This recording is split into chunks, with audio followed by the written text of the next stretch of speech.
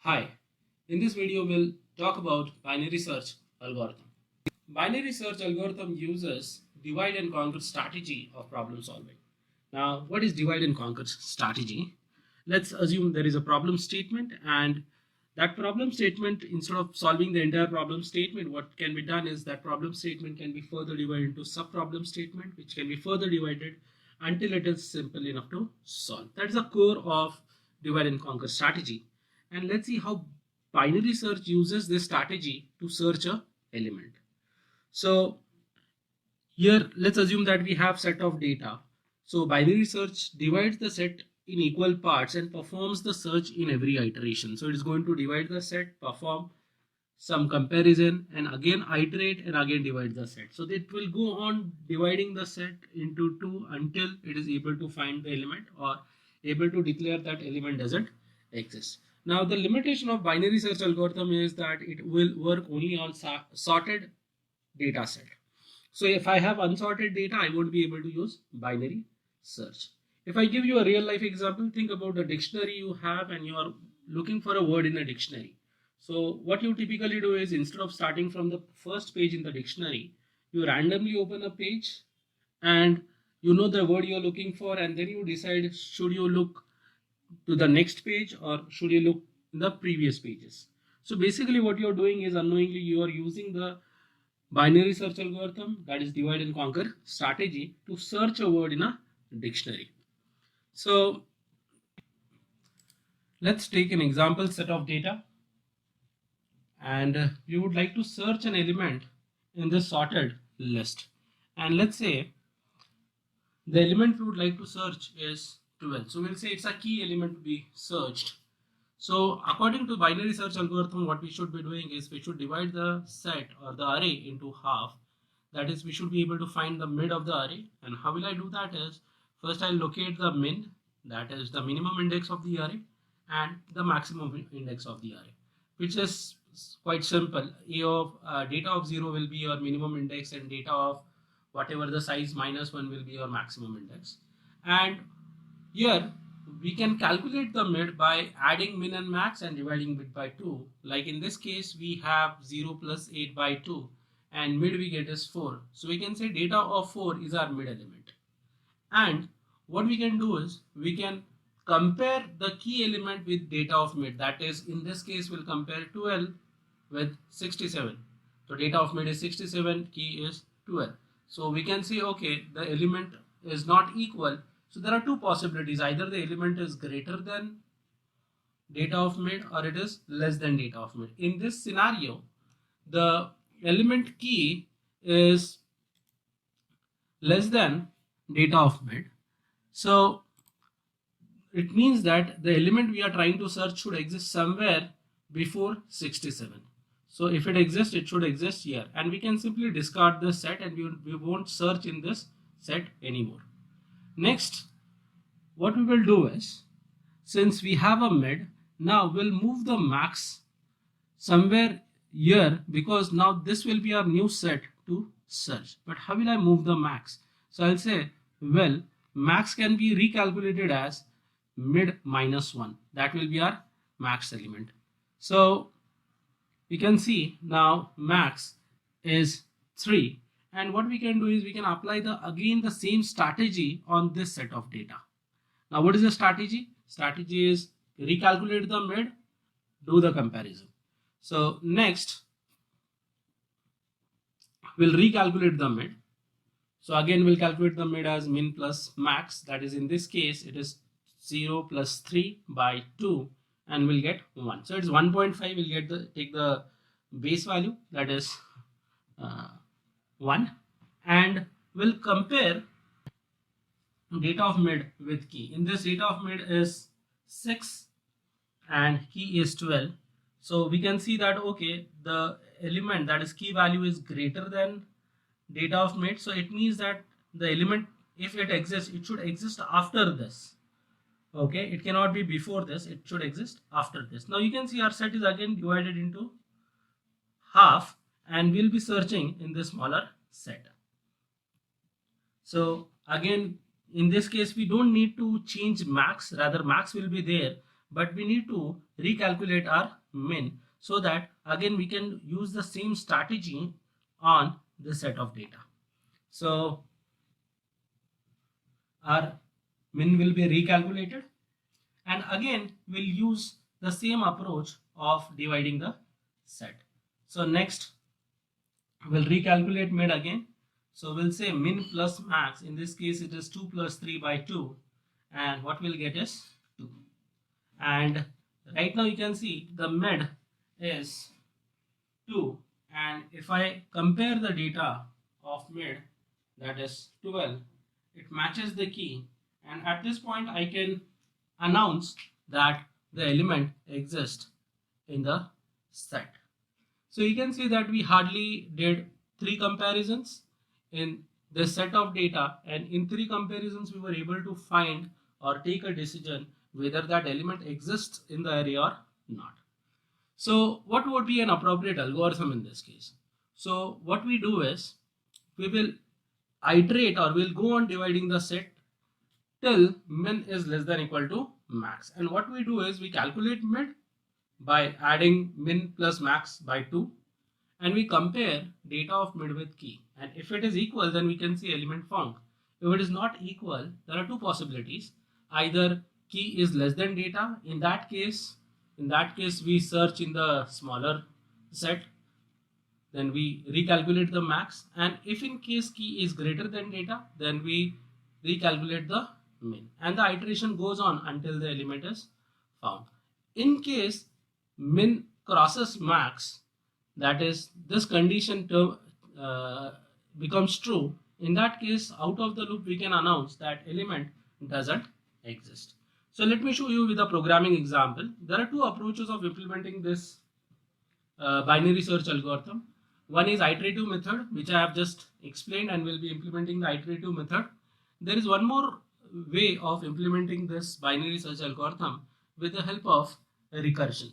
So I'll have a different video on how we can implement binary search algorithm using recursion. So let me write the program for this. So I have opened a Visual Studio environment, and I have created a project called as binary search iterative, and I'll make this as a startup project. You can use any other editor of your choice. I'll be using Visual Studio. So let me write some simple comment saying that this program is implementation of binary search algorithm.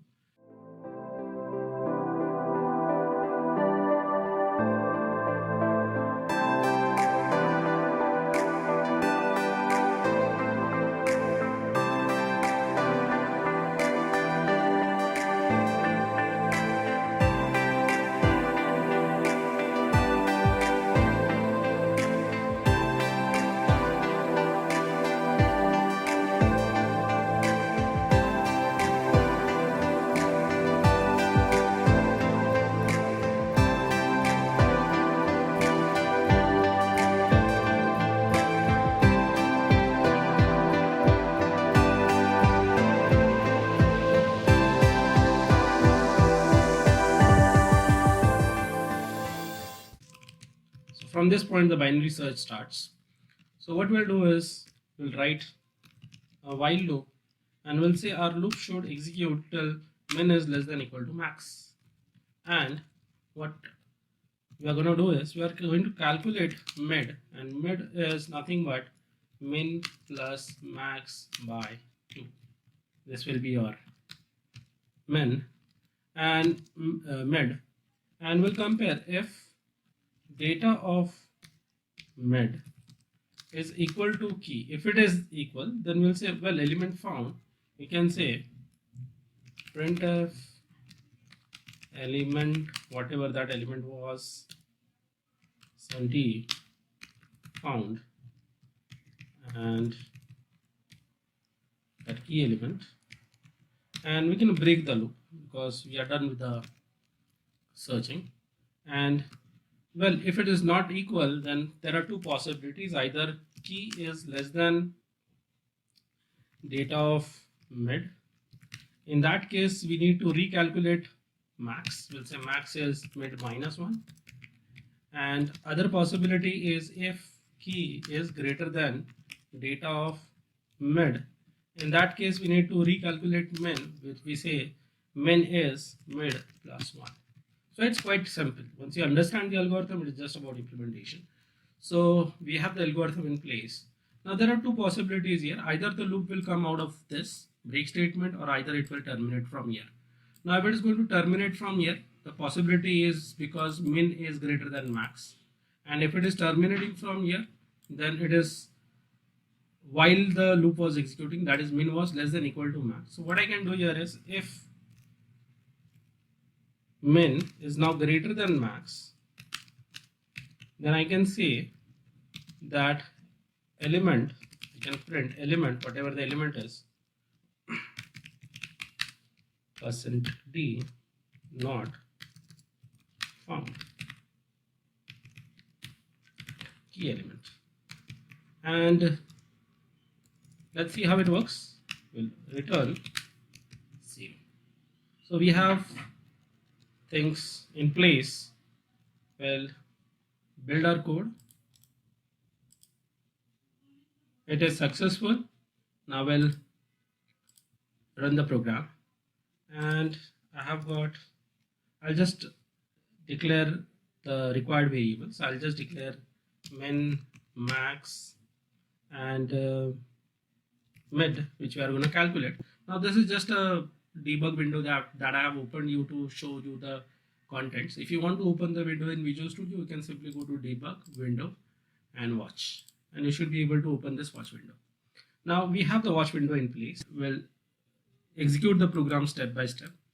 So here you can see min is calculated, max is calculated, and we are going to accept a value from the user. So we'll accept, let's say 45 is the element I need to search. Now here min is less than max. Yes, this condition is true. So what it will do is, it will, the loop, the condition is true, it will go in the loop, and it will calculate mid, and mid is calculated as 4.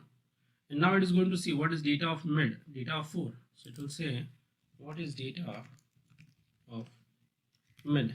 So it says data of mid is 4, and the key value it is trying to search is 45.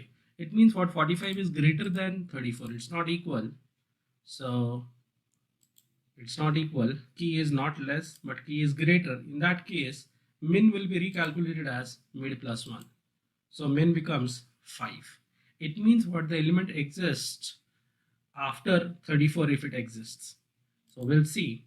Now again, since min is less than max, it will recalculate mid, and mid becomes 7. And it sees that on data of 7 it has 90, and it is not equal to key. Okay, in that case it says, is key less than mid? Yes. So it means what? If data exists, it should exist before 90.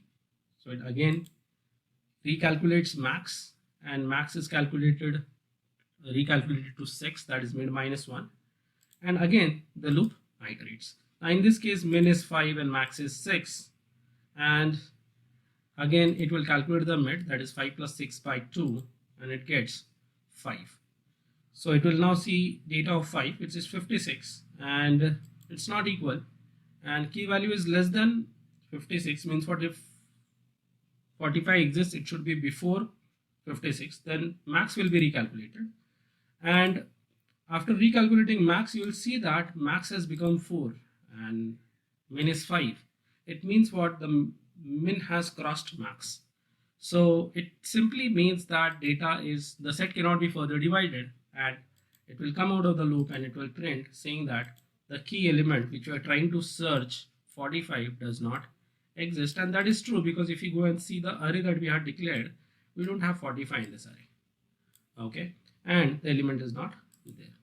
Now what I can quickly do is, I'll just close this and let me run the program again, and this time I'll not debug it line by line, but I'll directly enter the value. Let's say this point I'm trying to search for 90, so I'll enter the value 90, and you can see it says, well, element found in case of 90. So thank you for watching the video. Let me know your thoughts in comments.